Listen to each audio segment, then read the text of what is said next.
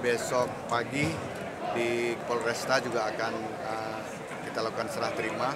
Mudah-mudahan Linmas kita sebagai ujung tombak pelaksanaan pilkada damai bisa melaksanakan tugasnya dan baik sehingga hasil pilkada punya legitimasi yang besar untuk menyongsong terpilihnya wali kota Banda Aceh yang baru nantinya.